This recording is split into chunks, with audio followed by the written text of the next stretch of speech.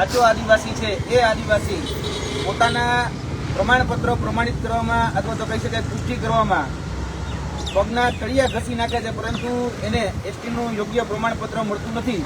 છતાં પણ એવા વ્યક્તિઓ જે જાદુગર છે અને એ જાદુગરો આજે એસટીના ખોટા સર્ટિફિકેટ ઉપર નોકરી પણ મેળવી લે છે અને જે સરકારી સહાય છે એ સહાયના લાભો પણ મેળવી લે છે.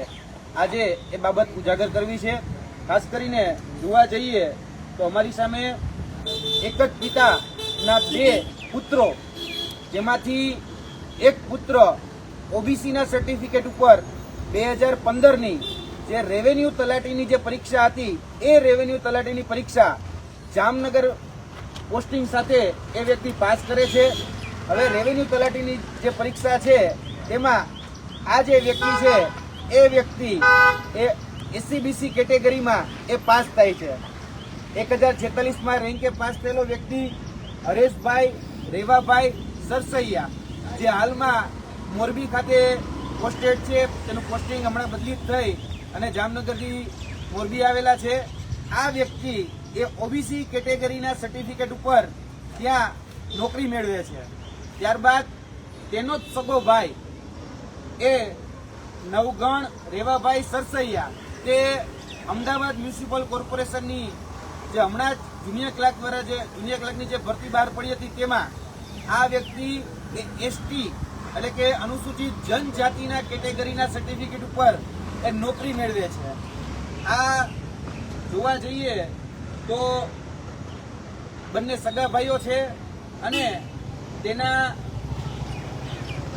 જે પૂજ્ય પિતાશ્રી છે એ પૂજ્ય પિતાશ્રી હરેશભાઈ રેવાભાઈ સરસૈયા છે અને રેવન્યુ તલાટી તરીકે જે નોકરી કરી રહ્યા છે હરેશભાઈ રેવાભાઈ સરસૈયા અને તેનો નાનો ભાઈ નવગણભાઈ રેવાભાઈ સરસૈયા, આ બંનેના કેટેગરીના સર્ટિફિકેટ એ અલગ અલગ માલુમ થાય છે.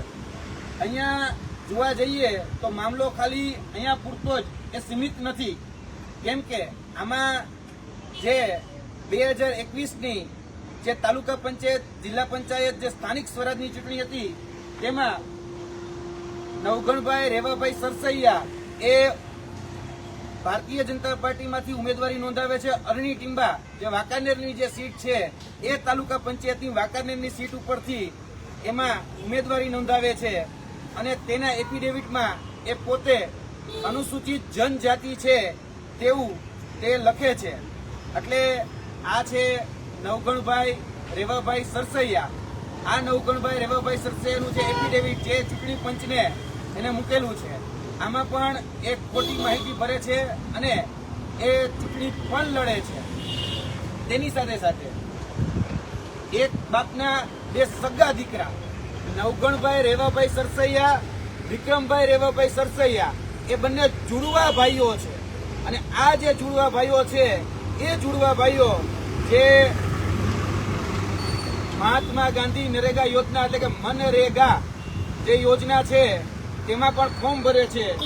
હવે તમે જોઈ શકો છો નવગણભાઈ રેવાભાઈ સરસૈયા જે ફોર્મ ભરે છે તે એસટી કેટેગરીમાં પોતાની જાતિ એ દર્શાવે છે, ત્યારે એના જ સગા ભાઈ જુડવા ભાઈ વિક્રમભાઈ તે બતાવે છે સામાજિક શૈક્ષણિક રીતે પછાત એટલે કે એસસીબીસી એ પોતાની કેટેગરી બતાવે છે.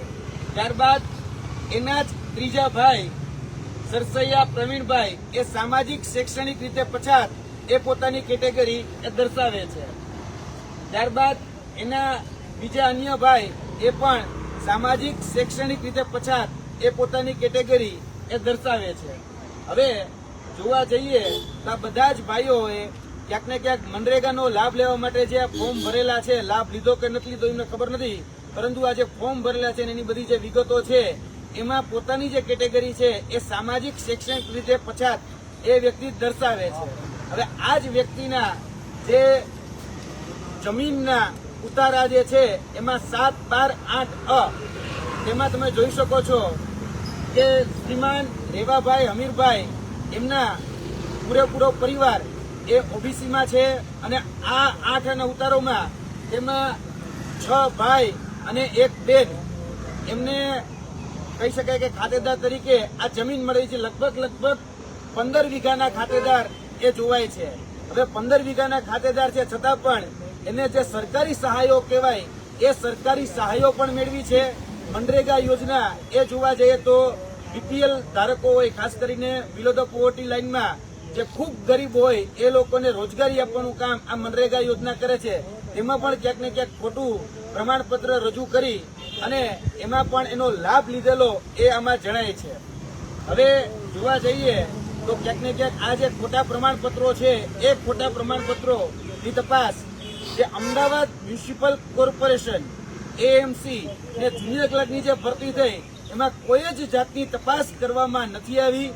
તેની સાથે સાથે જે ચૂંટણી અધિકારી છે 2021ની અનીડિંબા સીટ ઉપરથી જે વ્યક્તિ વાંકાનેરમાં ચૂંટણી લડ્યા તેમાં ચૂંટણી પંચે પણ એ દરકાર નથી કરી કે આનું આદિજાતિ અનુસૂચિત જે જનજાતિ છે એનું સર્ટિફિકેટ યોગ્ય છે કે નહીં એ તપાસ નથી કર્યું. એટલે એસટી કેટેગરીનું સર્ટિફિકેટ એ ખોટું છે એની તપાસ એ ચૂંટણી પંચે પણ નથી કરી અને તેની સાથે સાથે જે ભરતી બોર્ડ છે એ ભરતી બોર્ડે પણ નથી કરી. હવે જોવા જઈએ તો આ નવગણભાઈ રેવાભાઈ સરસૈયા આ ફક્ત એક ઉદાહરણ છે. અમદાવાદ મ્યુનિસિપલ કોર્પોરેશનની અંદર જે એસટી કેટેગરીના માધ્યમથી જે લોકો વર્તમાનમાં નોકરીએ લાગ્યા છે તે તમામની તપાસ થવી ખૂબ જરૂરી છે. કેમ કે આમાં બીજા અન્ય ઉમેદવારો પણ ખૂબ શંકાના દાયરામાં છે. કેમ કે આ વ્યક્તિ જે છે એટલે કે નવગણ રેવાભાઈ સરસૈયા એ નથી ઉમરગામથી લઈને અંબાજી સુધીનો વ્યક્તિ કે નથી એ સૌરાષ્ટ્રના ગીર બરડો કે આલેચમાં રહેતો વ્યક્તિ એટલે કે આદિવાસી વિસ્તારમાં પણ નથી અને આદિવાસીના કહી શકાય કે સીધી લીટીના કોઈ વારસદારમાં હોય તો વારસાઈમાં કે લોહીના સંબંધમાં પણ આ વ્યક્તિ નથી. અને એવું તો બિલકુલ ન બની શકે કે એક વ્યક્તિ ઓબીસીના સર્ટિફિકેટ ઉપર રેવન્યુ તલાટીમાં લાગે અને એક વ્યક્તિ એસટી કેટેગરીના સર્ટિફિકેટ ઉપર જુનિયર ક્લર્ક ઉપર લાગે. એટલે અહીંયા મસ્ત મોટું કૌભાંડ એ સરકારની અધિકારીઓની તંત્રની આંખમાં ધૂળ નાખી અને કરવામાં આવેલું છે.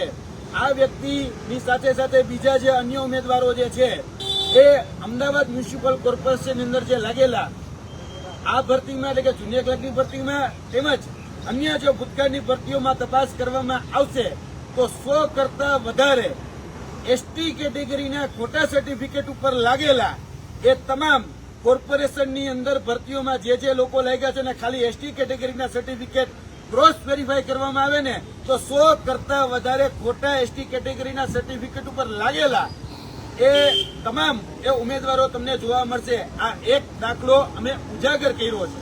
જોવા જઈએ તો આ દાખલો ફક્ત ઉજાગર થયો છે. એક ભાઈ રેવન્યુ તલાટી છે અને એક ભાઈ જુનિયર ક્લાર્ક છે. એક એસસીબીસીના સર્ટિફિકેટ ઉપર છે, એક એસટી કેટેગરીના સર્ટિફિકેટ ઉપર છે. આ ખાલી ઉજાગર થયું છે. બાકી આવા ઘણી બધી જગ્યાએ ઘણા ખોટા સર્ટિફિકેટના માધ્યમથી અમને માહિતી મળી છે. જ્યાર સુધી અમે ગામમાં તપાસ કરી ત્યારે આ વ્યક્તિ એ વાંકાનેરના વસુંધરા ગામનો વતની છે.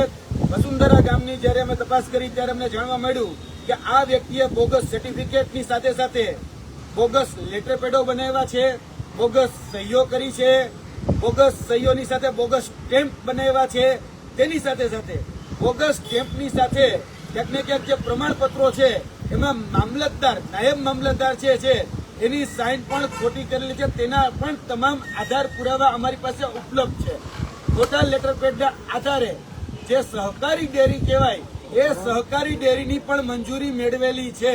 એની પણ તપાસ થવી ખૂબ જરૂરી છે. જી, આપના પ્રશ્ન.